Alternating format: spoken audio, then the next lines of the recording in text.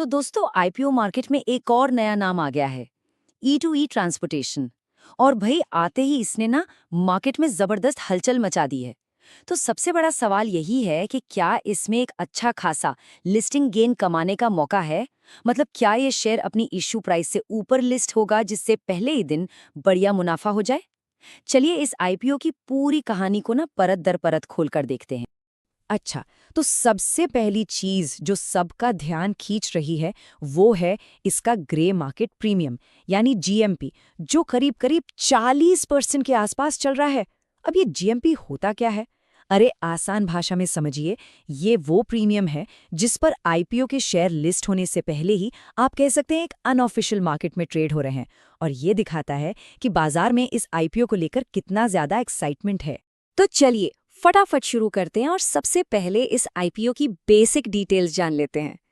तो ध्यान से सुनिए, ये आईपीओ 26 दिसंबर से 30 दिसंबर 2025 तक खुला रहेगा।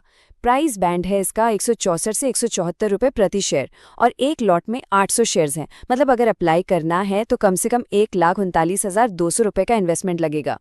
अब सबसे बड़ा सवाल कि भाई ये कंपनी करती क्या है।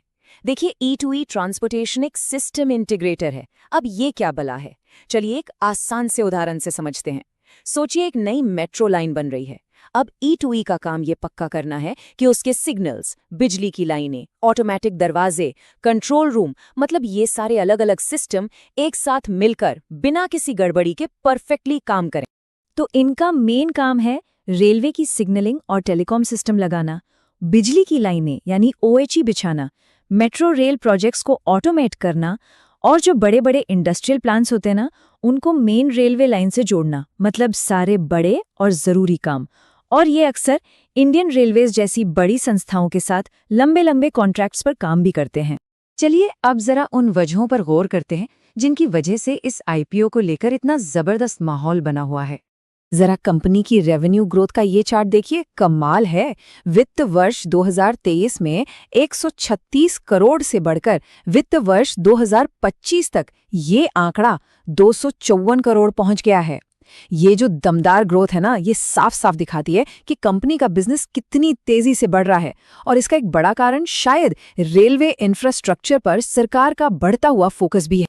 और अब ये आंकड़ा देखिए, 401 करोड़ रुपए। ये है कंपनी की मौजूदा ऑर्डर बुक। इसका सीधा सीधा मतलब ये है कि कंपनी के हाथ में अभी 401 करोड़ से भी ज्यादा के पक्के ऑर्डर्स हैं। मतलब आने वाले 1-2 साल के लिए कमाई की टेंशन नहीं है, एक मजबूत रेवेन्यू विजिबिलिटी है। कंपनी की क्लाइंट लिस्ट भी देखिए, काफी इंप्रेसिव है। Indian railways, Hyderabad metro, Nagpur metro, Mumbai metro line 3, ये सब बड़े बड़े सरकारी प्रोजेक्ट्स हैं। और इनके अलावा विजैक स्टील प्लांट जैसे बड़े प्राइवेट क्लाइंट्स भी इनके साथ जुड़े हैं। ये लिस्ट ही अपने आप में कंपनी की क्रेडिबिलिटी और उनके काम की क्वालिटी का सबूत है। तो यहाँ तक तो कहानी एकदम बढ़िया लग रही है ना?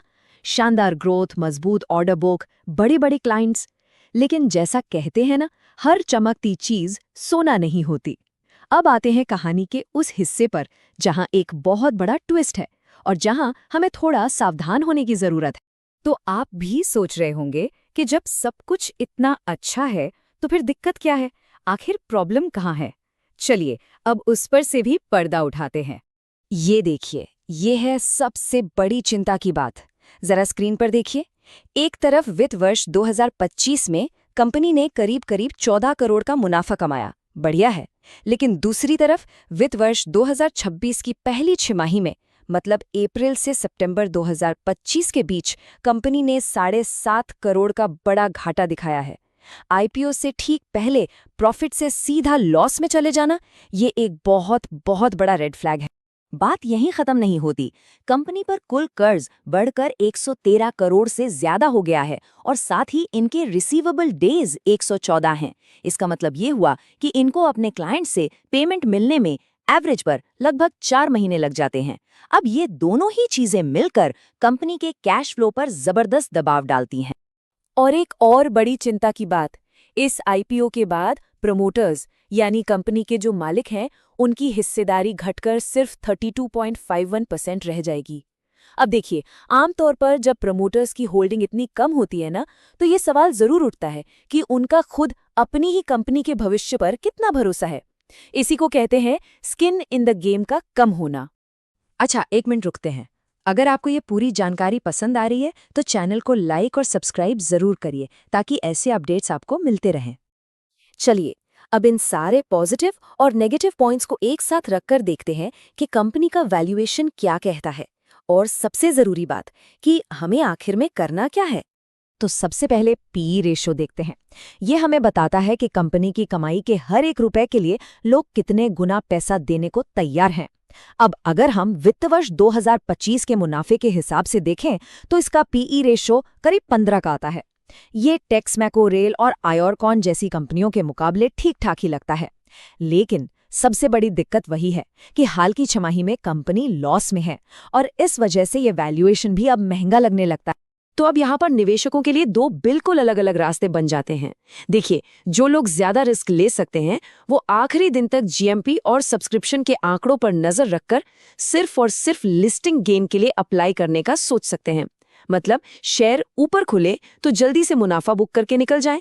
और वहीं दूसरी तरफ जो लोग सेफ खेलना पसंद करते हैं उन्हें हाल के घाटे और कम प्रमोटर होल्डिंग जैसे बड़े रेड फ्लैग्स को देखते हुए इस आईपीओ से दूर ही रहना चाहिए।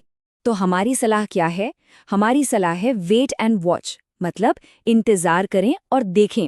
आईपीओ के आखिरी दिन तक जीएमपी और सब्सक्रिप्शन के आंकड़ों पर लगातार नजर बनाए रखें।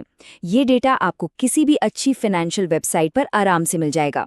और हाँ, खास तौर पर QIBs यानी जो बड़े इंस्टीट्यूशनल इन्वेस्टर्स होते हैं उनके सब्सक्रिप्शन पर नजर रखिएगा।